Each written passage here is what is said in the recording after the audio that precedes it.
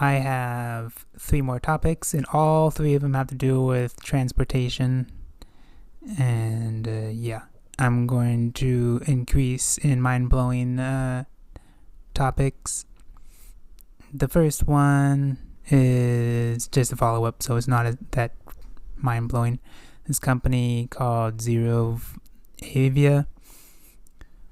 A few months ago, I spoke about how they flew the first commercial aircraft that's powered by hydrogen. It only flew for about 15 minutes ago or so. But the news is that today, Wednesday, the 16th, they raised more than $21 million with investors from Amazon and Shell Ventures and Bill Gates' Breakthrough Energy Ventures company. And they also raised, I think, another 17 million from, I have to look at the article, from the British Airways.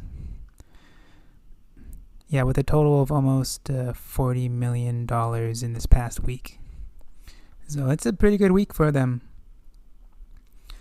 Is Shell Venture the same as Shell stations, where you get gas?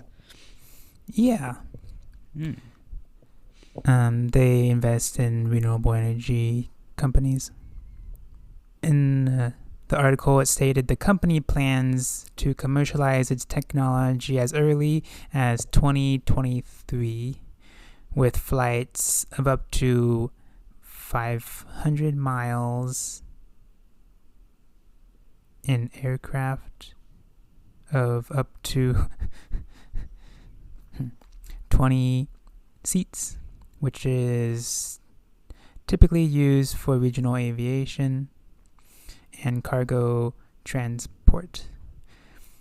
And within the next 10 years, it intends to realize flights of over 1,000 miles in aircraft with over 100 seats.